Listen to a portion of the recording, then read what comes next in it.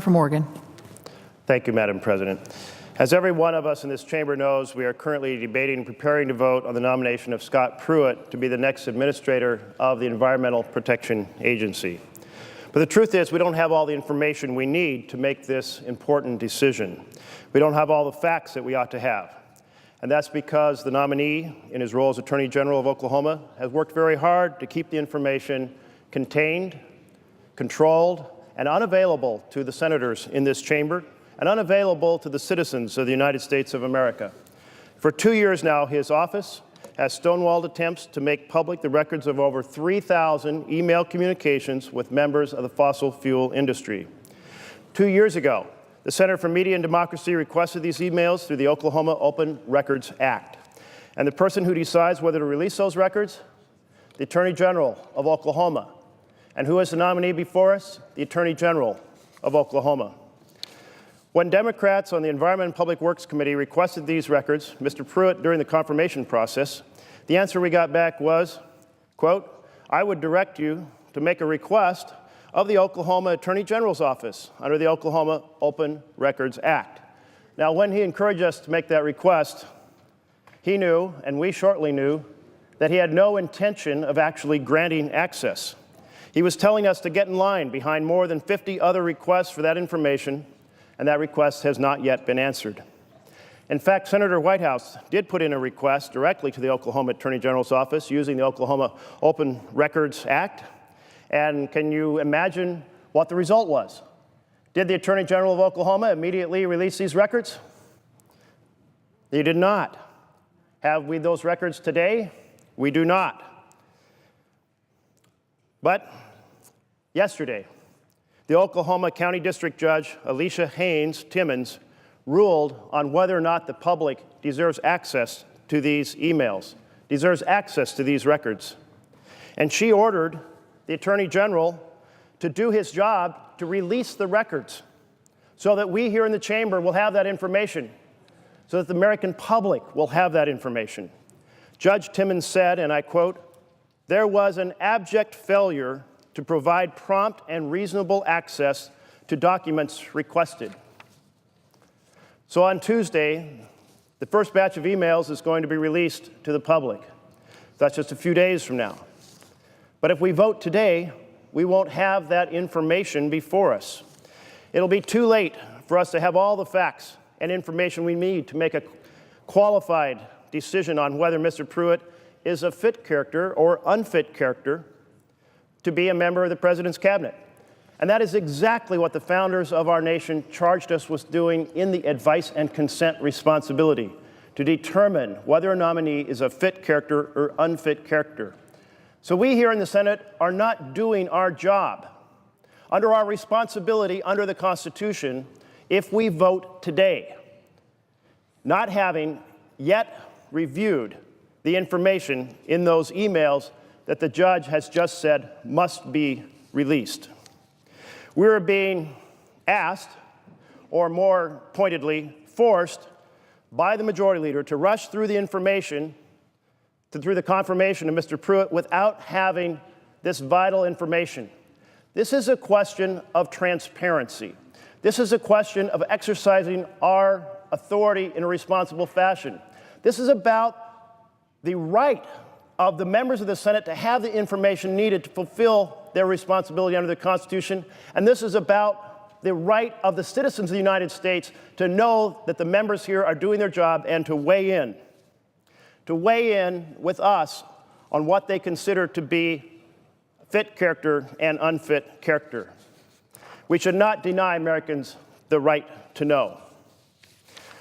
So that is why I'm going to ask unanimous consent of this chamber in a moment to postpone the vote until 10 a.m. on March 3rd, because that would give us the full ability to get both sets of emails and have 3 days to review them, which I think is most reasonable.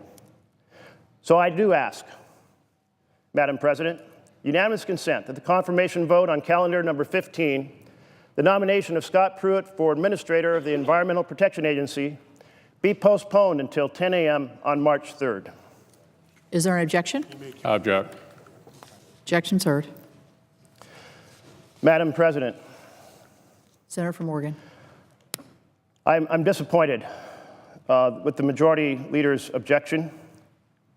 I know that all of us who serve in this chamber want to do our job in a fashion in which we thoroughly and responsibly execute the responsibilities of our office. And we can't do that without these emails. These emails have been stonewalled for 2 years. I know that if the shoe was on the other foot, there's a very good chance that the advocacy for transparency would be coming from multiple members across the aisle. And so I'm disappointed that the decision has been made to object to holding the vote after the time that both sets of emails have been released. But I do understand that the majority leader has responsibility for a schedule for the Senate, and so I'm going to tailor back my request and ask that the vote be held after the first batch of emails is released. Now, they're going to be released next Tuesday, and we're going to be out next week. So under this request, no time is lost for the chamber in considering this nomination. Does not delay any other work of this chamber, does not stand in the way of anything else we might do. It just means that we hold the vote when we get back instead of holding it tonight before we leave, or this afternoon before we leave. So that's why, Madam President, I ask unanimous consent that the confirmation vote on calendar number 15, the nomination of Scott Pruitt for Administrator of the Environmental Protection Agency, be postponed until 9 p.m. on February 27th. Is there an objection? Object. Objection heard. Madam President, Senator from Oregon. both of my unanimous consent requests have been rejected, as is the right of any member. But still, there is a principle here, a principle of executing our responsibilities and a principle of transparency, a principle of understanding whether or not the individual before us is a fit character to serve in the office. And so I'm going to make a formal motion, which is allowed under the rules, to postpone, not to postpone, to extend this debate. The rules call for 30 hours of debate, but provide a clause that by a vote we can extend that debate. I'm going to propose we extend that debate for an additional 248 hours.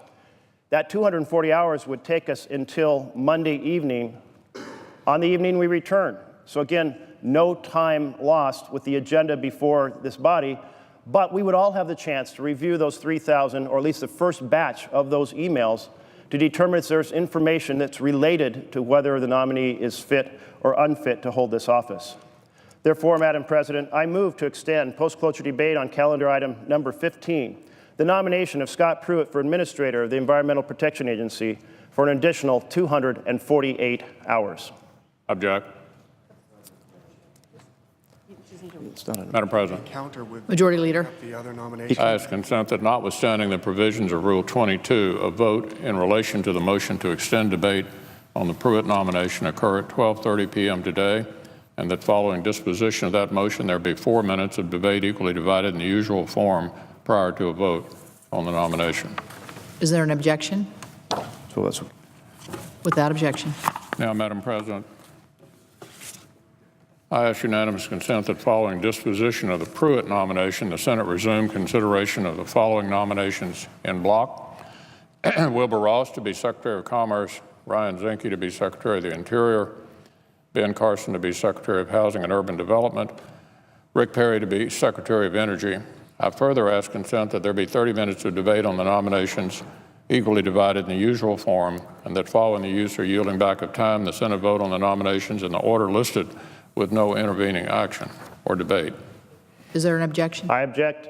Now, Madam President, over the past several weeks, we've seen a historic level of obstruction from our Democratic colleagues on the President's cabinet. Let me say that again, truly historic, unprecedented, and harmful obstruction, pointless obstruction. You know, it's one thing to obstruct to get some outcome, Really, these are a collection of futile gestures, not changing the outcome on any of these nominations. They've postponed committee meetings as long as they possibly could. They've forced unnecessary procedural hurdles, and they've even boycotted markups altogether. So as I indicated, to what end? It hasn't prevented the Senate from moving forward with the confirmation of these nominees, and by the way, it hasn't and won't change the outcome of the election either, which was back in November. And I think that's pretty clearly what this is all about. Instead, this Democratic obstruction has just kept many of our nation's most critical agencies without a leader for too long, needlessly delaying the president from fully standing up this new administration.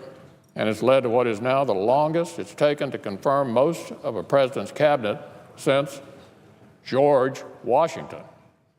What a record for our Democratic colleagues to hold. But enough is enough.